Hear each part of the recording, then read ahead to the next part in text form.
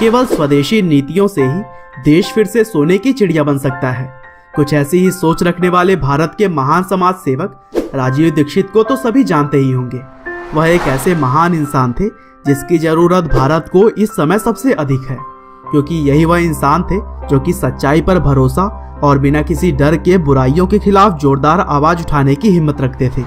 और इसीलिए देश के सभी लोग इन्हें सम्मान के साथ राजीव भाई के नाम से बुलाते। और दोस्तों, राजीव दीक्षित के रग रग में स्वदेशी की चिंगारी थी। साथ ही वह जो भी जानकारियां अपने स्पीच के जरिए जनता को देते थे वह पूरी तरह से सबूतों और तथ्यों पर आधारित होती थी, और इसी वजह से उन्हें कोई भी गलत साबित नहीं कर पाता। तो दोस्तों, आज की इस वीडियो में भी हम राजीव भाई की पूरी लाइफ स्टोरी को जानेंगे कि किस तरह से इंजीनियरिंग की पढ़ाई करने के बाद भी उन्होंने बड़ी बड़ी कंपनियों में काम न करके देश के लिए अपना जीवन समर्पित कर दिया। तो दोस्तों, इस कहानी की शुरुआत होती है 30 नवंबर 1967 से, जब उत्तर प्रदेश के अलीगढ़ जिले के नाहा गांव में राजीव जी का जन्म हुआ। उनके पिता का नाम राधेश्याम दीक्षित था और उनकी मां का नाम मिथिलेश कुमारी।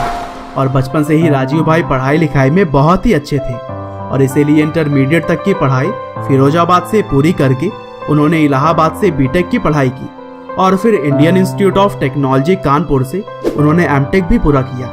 और फिर एक होनहार इंजीनियर बनने के बाद राजीव दीक्षित ने कुछ समय तक भारत के CSIR और फ्रांस के टेलीकम्युनिकेशन सेंटर में भी काम किया, लेकिन उनके अंदर हमेशा से ही देश के लिए कुछ करने की चाह थी, और वह भगत सिंह, उधम सिंह और चंद्रशेखर आजाद से बहुत ही इंस्पायर्ड थे।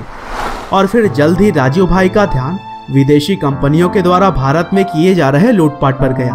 उन्होंने देखा कि विदेशी कंपनियां घटिया माल बनाकर इंडियंस को बेचती हैं और फिर पूरा मुनाफा भारत से कमाकर अपने देश में ले जाती हैं। और इस समस्या से बचने के लिए उन्होंने लोगों को जागरूक करने का काम शुरू किया।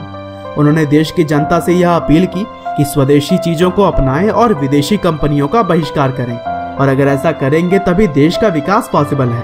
और अपने इसी आवाज के साथ वह काफी कम उम्र में ही 12,000 से भी ज्यादा प्रेजेंटेशन दे चुके थे, जिसमें कि भारत में यूज किए जाने वाले 5,000 से भी ज्यादा विदेशी कंपनियों के प्रोडक्ट्स के खिलाफ उन्होंने स्वदेशी आंदोलन की शुरुआत की। यहाँ तक कि उन्होंने अपने देश के कंपनियों के नाम के पर्चे भी बंटवाए, ताकि लोगों को पता चल सके कि कौन सी भारतीय कंपनी है और कौन नहीं। और फिर इन आंदोलन के जरिए जल्दी राजीव दीक्षित ने लोगों के बीच अपनी एक अलग ही पहचान बना ली, और अब लोग उन्हें सम्मान के साथ राजीव भाई के नाम से बुलाने लगे। और दोस्तों, राजीव भाई का मानना था कि भारत में खोजे गए आयुर्वेद जैसा इफेक्टिव मेडिकल साइंस पूरी दुनिया में कहीं भी नहीं है, और इसीलिए उन्होंने लोगों से यह अपील की कि उन्हें अपने बीमारियों को दूर करने के लिए एलोपैथ की जगह पर आयुर्वेद का सहारा लेना चाहिए। और फिर बाबा रामदेव के साथ भी उन्होंने कई सारे अभियान को अंजाम दिए। साथ ही वह 9 जनवरी 2009 को भारत स्वाभिमान ट्रस्ट के सचिव के तौर पर भी नियुक्त किए गए, और इस ट्रस्ट का भी मेन मोटिव था भारत से करप्शन को दूर करना तथा आयुर्वेद और योग को बढ़ावा देना। और दोस्तों, इस आंदोलन को शुरू करते समय राजीव दीक्षित और बाबा रामदेव दोनों ने शपथ ली थी कि हम केवल कुशल लोगों को मतदान करेंगे, हम दूसरों को 100% मतदान के लिए प्रेरित करेंगे, हम भारत को विश्व शक्ति बनाएंगे, हम भारत को पूरी तरह से स्वदेशी बनाएंगे।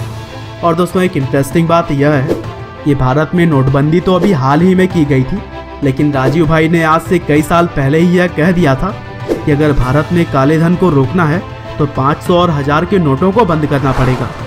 और फिर आगे चलकर बाबा रामदेव और राजीव भाई ने स्ट्रैटेजी बनाई कि लोगों के सामने सारी सच्चाई रखने के बाद से वो देशभक्त और बुद्धिमान लोगों को अपने साथ जोड़ेंगे, और फिर एक मजबूत पार्टी तैयार करके 2014 लोकसभा चुनाव में अपनी दावेदारी पेश करेंगे। हालांकि आगे चलकर राजीव भाई के विचार कई बार बाबा रामदेव के साथ मेल नहीं खाया करते थे, और इसी वजह से दोनों के बीच थोड़े विवाद शुरू हो गए। और राजीव भाई के समर्थक मानते हैं कि बाबा रामदेव अब राजीव दीक्षित की लोकप्रियता से घबरा गए थे, और इसीलिए उन्होंने राजीव के खिलाफ बहुत से षड्यंत्र रचने शुरू कर दिए। और फिर एक बार जब राजीव भाई छत्तीसगढ़ के दौरे पर थे, तब वो अपने दौरे को पूरा करने के बाद 30 नवंबर 2010 को भिलाई पहुंचे, और फिर भिलाई से दुर्ग के लिए रवाना होते समय कार में ही उन्हें दिल का दौरा पड़ा। हालांकि उन्हें जल्द ही अस्पताल लेकर आया गया, लेकिन दुर्भाग्य से उनकी जान नहीं बच सकी, और इस तरह से देश के लिए पूरी जिंदगी न्योछावर करने के बाद उन्होंने इस दुनिया को अलविदा कह दिया। हालांकि बाद में राजीव जी के समर्थकों ने उनकी हत्या का आरोप बाबा रामदेव पर लगाया, क्योंकि समर्थकों का मानना था कि मौत के बाद राजीव जी का पूरा शरीर नीला पड़ गया था, जैसे कि किसी को जहर देने के बाद होता है, और पोस्टमार्टम के लिए कई बार कहे जाने के बावजूद भी ऐसा नहीं किया गया। और फिर राजीव दीक्षित का पार्थिव शरीर उनके घर न ले जाकर के पतंजलि शिविर ले जाया गया। हालांकि हत्या का आरोप कभी भी साबित नहीं हो सका और इसी वजह से हम भी इन बातों की पुष्टि नहीं करते हैं। बहरहाल दोस्तों, अंत में बस मैं यही कहना चाहता हूँ कि आज के समय में राजीव दीक्षित की तरह महान समाज सेवक बहुत ही कम देखने को मिलते हैं। हालांकि भले ही वह अब इस दुनिया में नहीं है, लेकिन लोग उनकी स्पीच को अभी भी सुनकर मोटिवेट होते हैं। उम्मीद करते हैं कि राजू भाई की यह कहानी आपको जरूर पसंद आई होगी। आपका बहुमूल्य समय देने के लिए बहुत बहुत धन्यवाद।